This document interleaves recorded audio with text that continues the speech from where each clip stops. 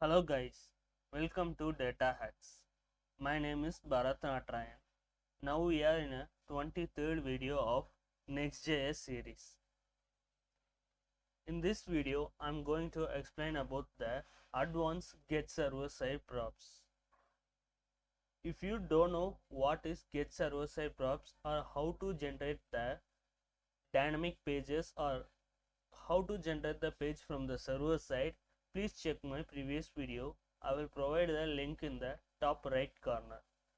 It is necessary to understand this concept, so I hope you will understand. So in this video I am going to explain about get server side props context. So I am going to explain with the practical demo. First of all, I am going to create a normal get server side props with the dynamic routing. Here I already have the dynamic routing page, so I'm going to create one folder, blocks. Within this folder I'm going to create a normal file, normal blocks.jsx. After this, first of all I'm going to create a normal function, then I'm going to get the get server side props. So export async function get server side props. So first of all I'm going to create a variable which is used to store the data, which is get from the URL or fake API. Response data await fetch, and I'm going to place the URL here. After this I'm going to convert this received data into JSON format. For that also I'm going to create another variable await dot JSON. Now we can return this converted JSON format data to the block function. So first of all I'm going to provide props within this data. Here I'm going to provide destructured props, so I'm going to provide data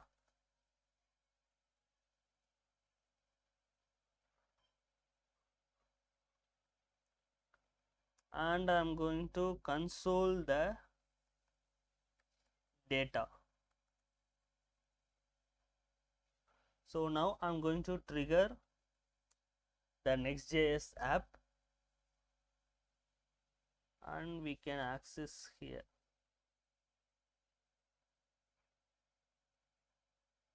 So let's access the blocks.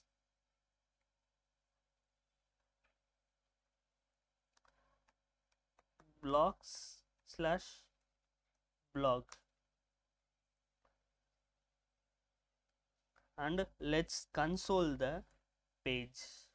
Here you can see we have received the 100 data. So next I'm going to explain how to use the advanced concepts. Here I'm going to use this context and I'm going to change this into in this format to use the dynamic data. Dollar context dot params and a keyword which we have going to provide here, blog. So here we have to convert this into dynamic routing. For that I'm going to rename this with dynamic syntax. Now we can see here one. So I have provided the ID So you can see here the particular data which are related to the ID is only consoled here. You can see here by converting this data dot title. So you can see here the title. For each time the user requests the page, it will regenerate and provide. So this is how we are using this context. With this context, we can console more number of things. With this params, we can console only the parameters. We can also use, first of all, to represent these and all, I'm going to use the params query and after that response request here context. After this I am going to console this params and I am gonna remove this console. You can see this console here, blog 1, which is this. I have provided the value 1 here. This value will be assigned to the variable provided within this square bracket. This is known as params. Next, if we provide the query, it will also get the conditions. If we provide condition book, here you can see I have provided the book and empty value. Here it also provide the parameters and query. We can also print the response. I'm going to scroll the terminal to the top. Here we have received the response. In this same case, we can also print the or console the response and a request. So guys, we all know in this getServerSideProps we will never receive the 404 error page, because if there is no data also it will return the blank page. Like in this URL has only 100 data. So here, and I am going to provide the data which is higher than 100 and it's gonna return a blank page. We have to overcome this by providing, I am going to provide if condition. Within this return, I am going to provide the object and not found true data. If there is no data and if the condition become true, then it will return the function as a 404 error. So now it's returned. Instead of this, I'm going to provide 108.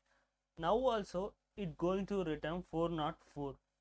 So this is how we are going to manage the 404 page.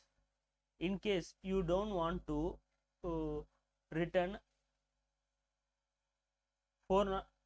in case you don't want to return the 404 page, in this case you have to provide the redirect URL. So you can redirect the page to the so in this case you don't want, so we have successfully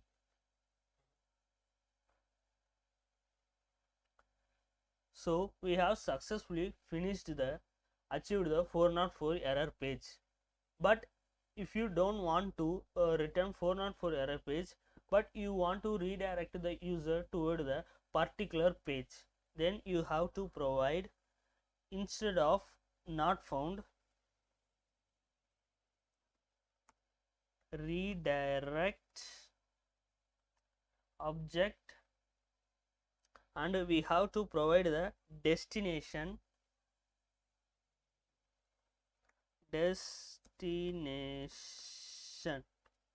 and provide as a home page, and permanent is equal to false. Then if you provide the error, the page which are not here, the data which is not here, it will automatically redirect toward the home page. So this is how the advanced get server side props is happening. So guys, I want to ask a few questions. Please provide the solution in the comment section. So by providing this solution, you can evaluate yourself how deeply you have understand. So with this get server side props, we can get the 404 error page, or it is possible to redirect the pages to the another page. Provide your solution in the comment section, and we have reached the final part of this video. Hit the like button, subscribe the YouTube channel, you will get the updates regularly.